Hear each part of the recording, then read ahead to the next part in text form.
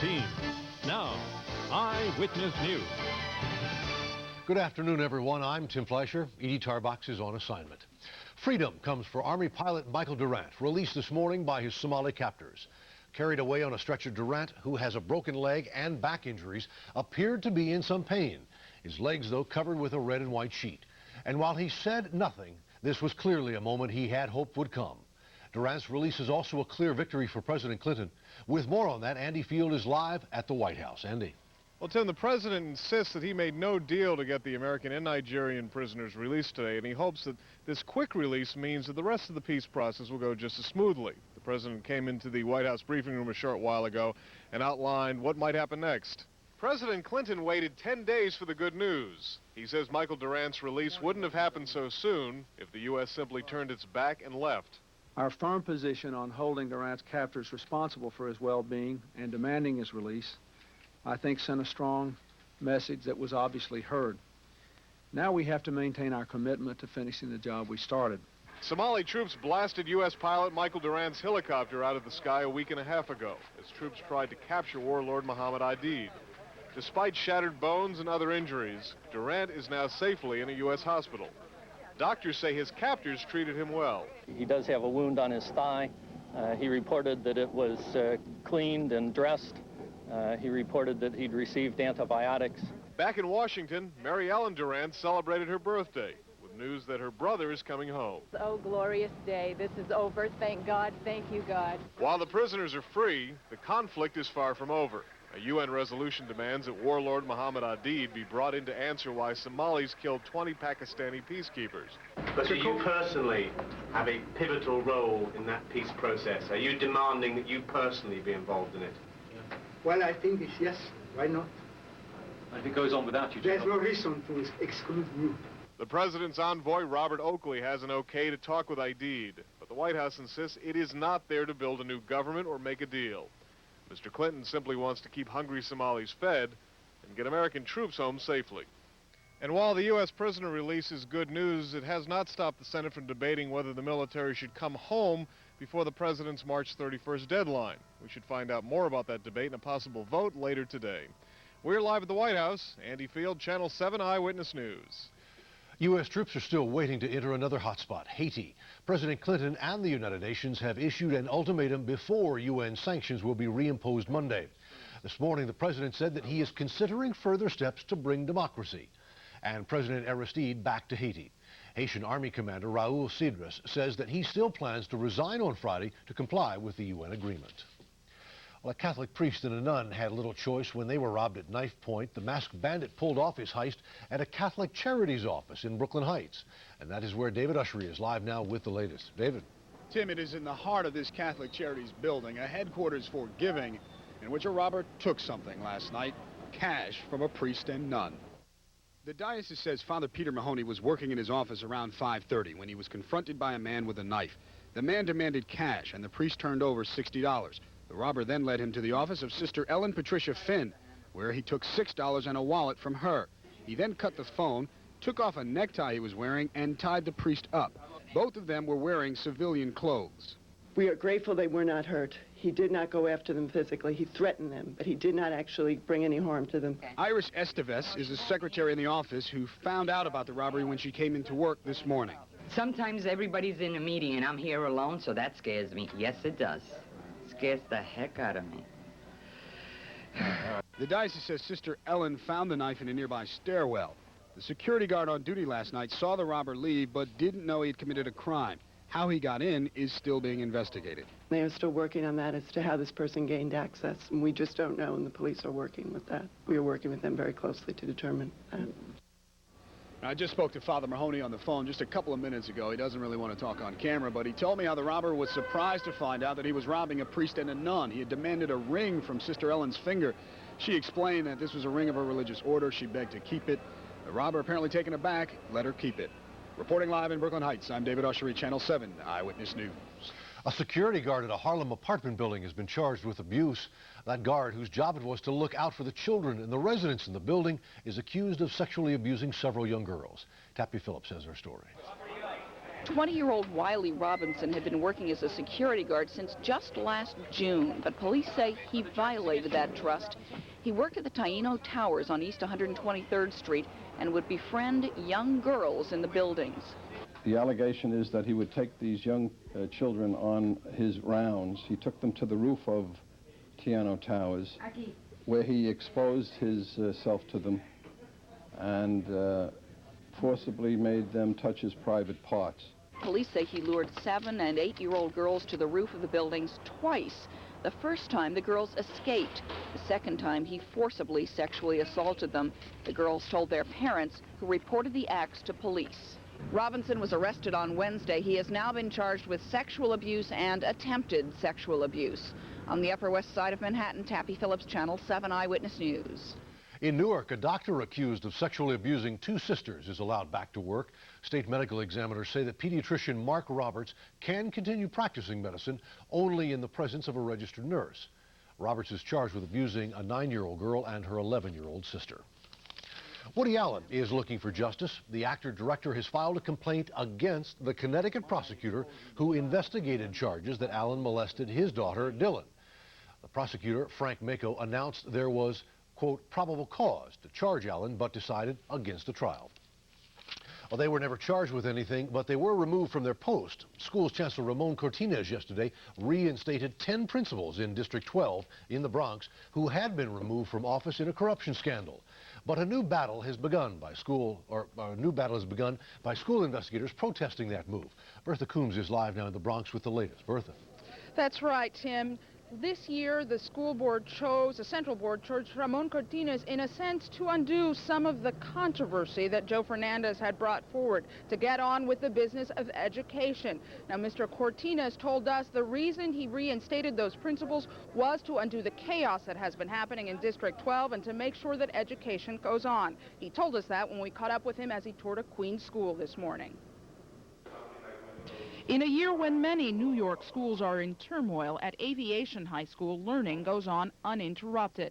That's what Chancellor Ramon Cortines wants for problem-plagued District 12 in the Bronx, and why he's allowing 10 principals previously dismissed to stay on. And I interviewed some of those principals, looked at what they were doing, and felt that it would be disruptive for children, for teachers, and for the community at large. Just last June, outgoing Chancellor Joseph Fernandez nullified the 10 appointments of the principals after school special investigators captured on tape a would-be principal allegedly paying a $2,000 bribe to a former board member to get a job, and issued a report outlining widespread corruption in the appointment process in District 12.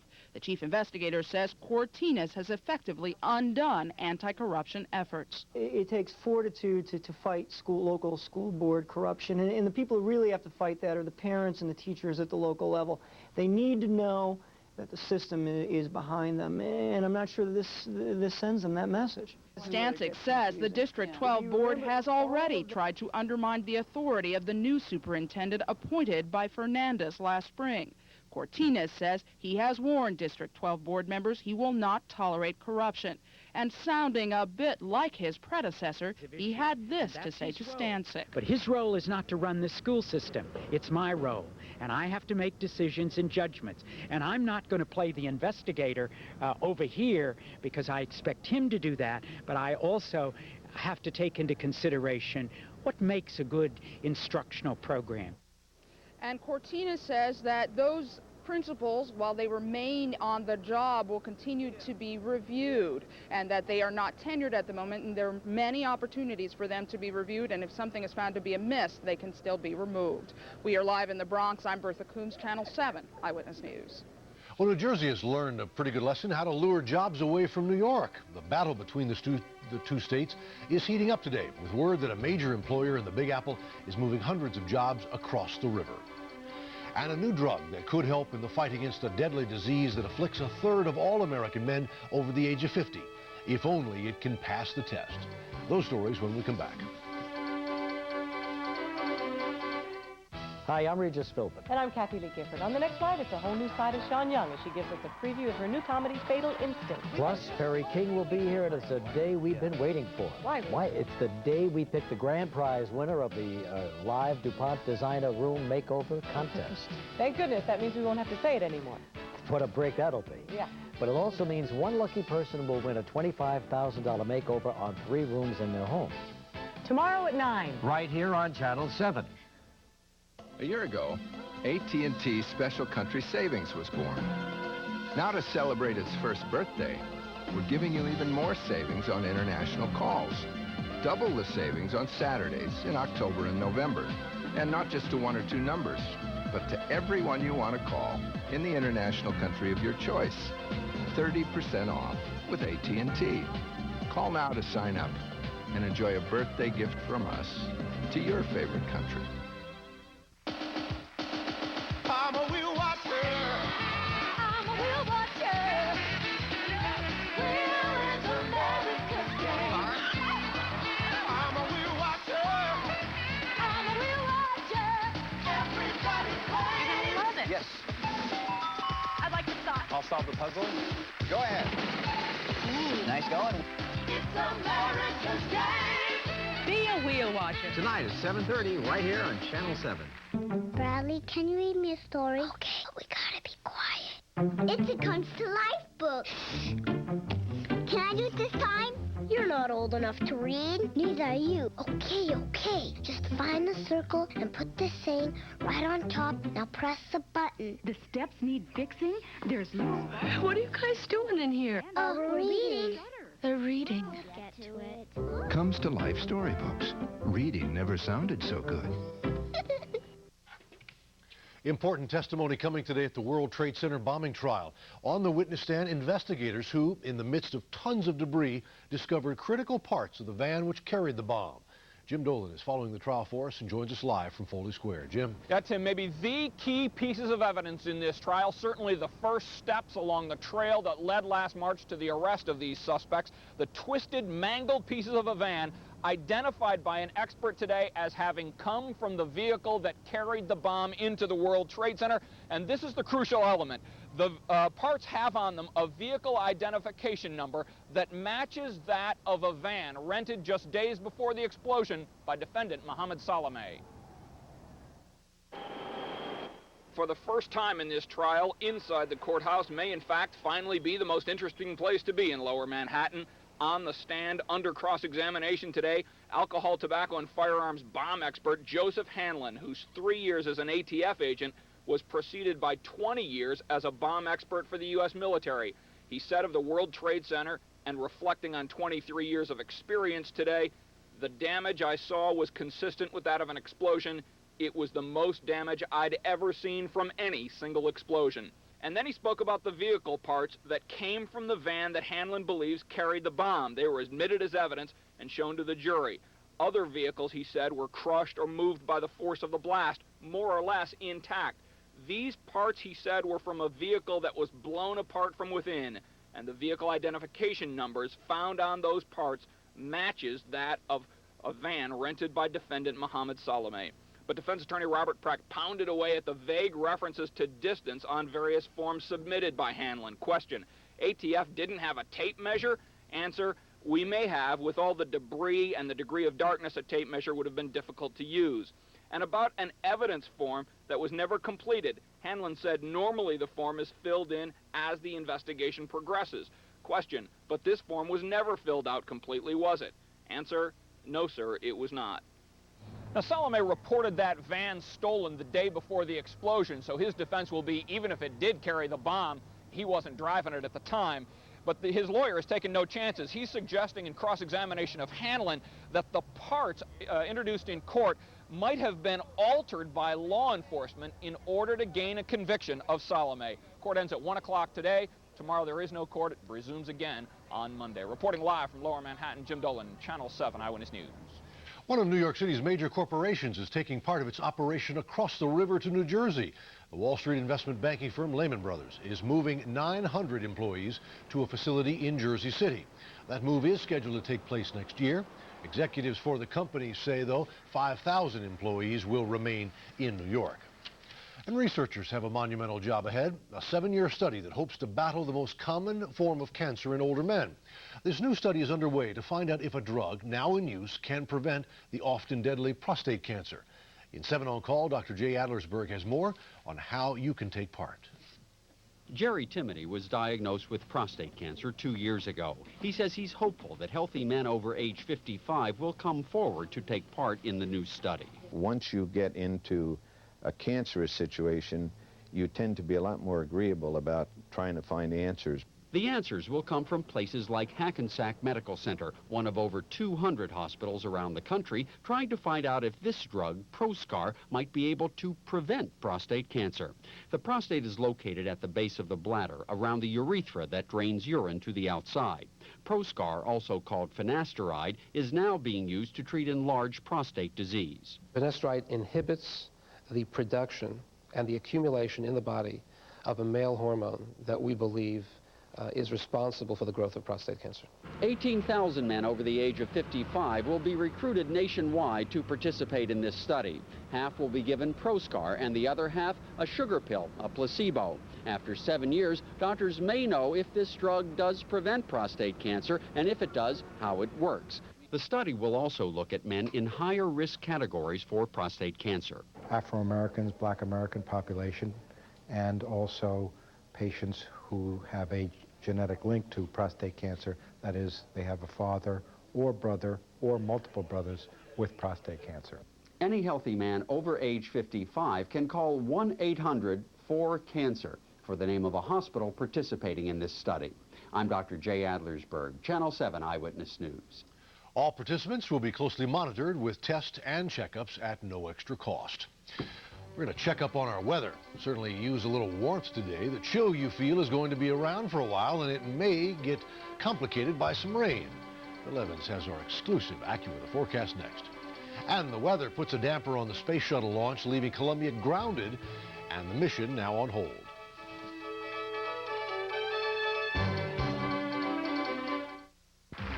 You can see it. See it.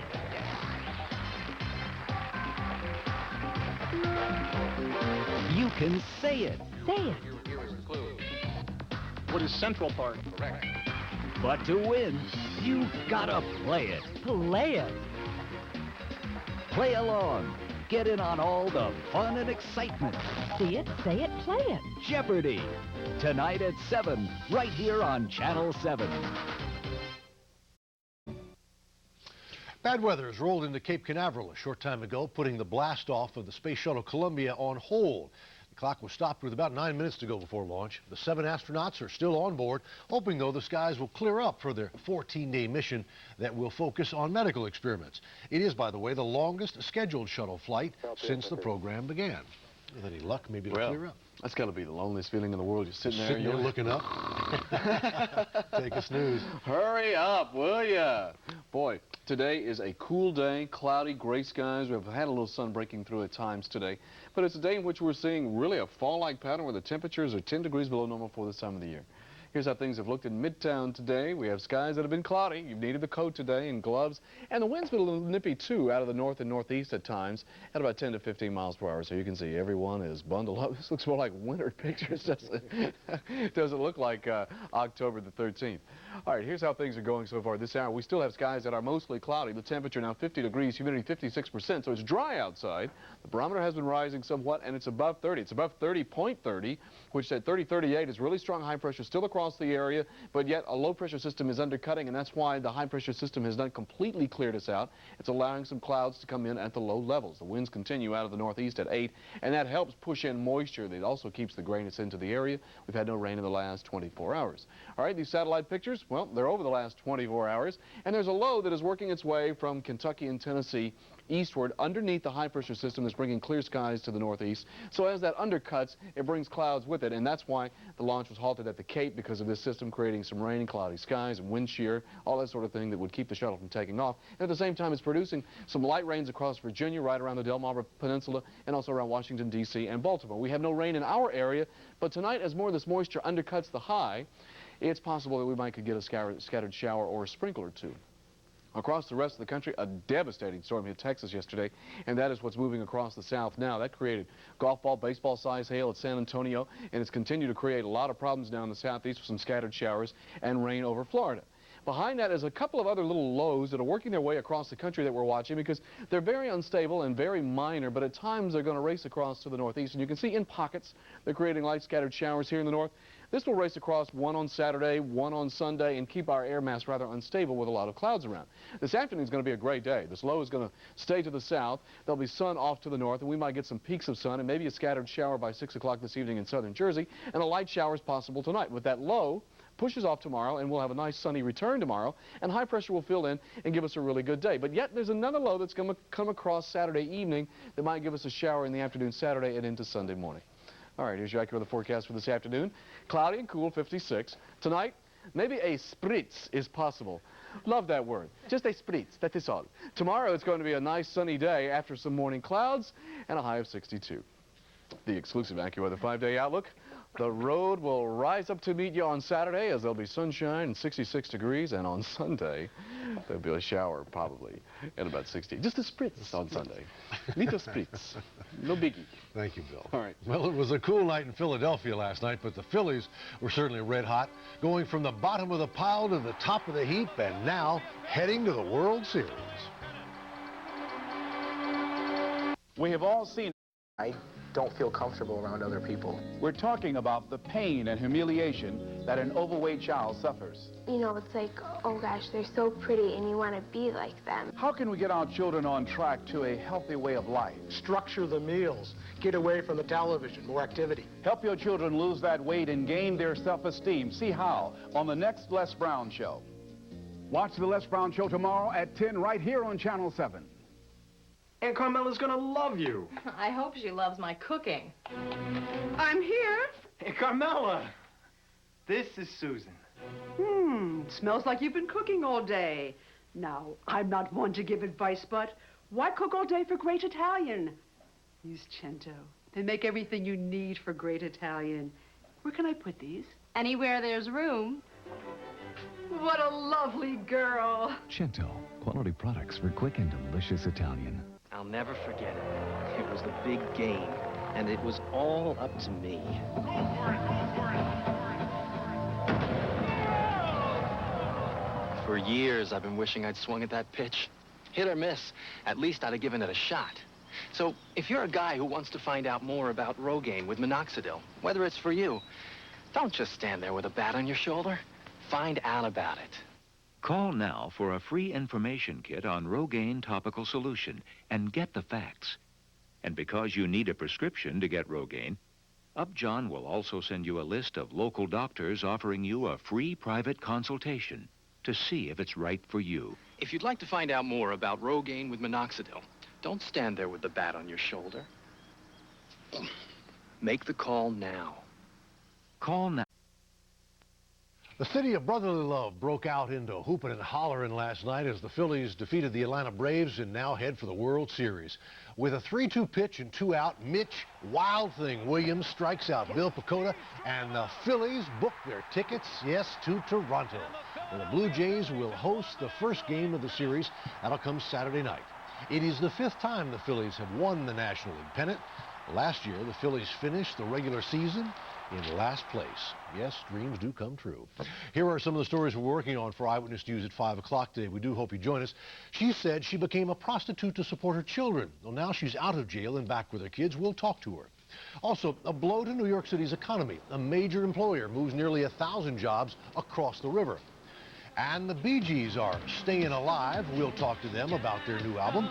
All this and a good deal more at 5 o'clock on Eyewitness News.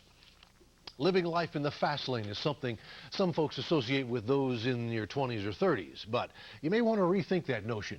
100-year-old S.L. Potter needs a cane just to climb the stairs, but yesterday he took the quick way down. A bungee jump from a crane outside San Diego. A large crowd on hand to see this thrill seeker. What's your next job? Going home and going to bed. What is he like? Relaxing. Relaxing. So he says. No word yet if Mr. Potter made it into the record books as the oldest bungee jumper, but certainly one with the biggest heart and Maybe the biggest guts, I don't know. Must be.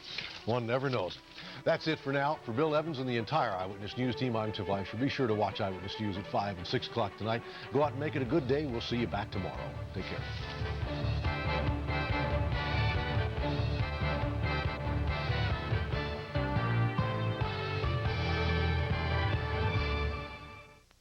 Hi, I'm Ron Silver. You may know me as an actor, but my family is more important to me than my acting. I happen to be a lifelong New Yorker, and this is the neighborhood in which I grew up, the Lower East Side. My folks still live here, and I'm worried about them. I'm worried about them because I've seen this neighborhood really go down. Crime is out of control. There are drug dealers all over the place. I also happen to be a lifelong Democrat, and I think we got to give Rudy Giuliani a chance. Because if we're serious about tackling some of these problems, we've got to make some fundamental changes.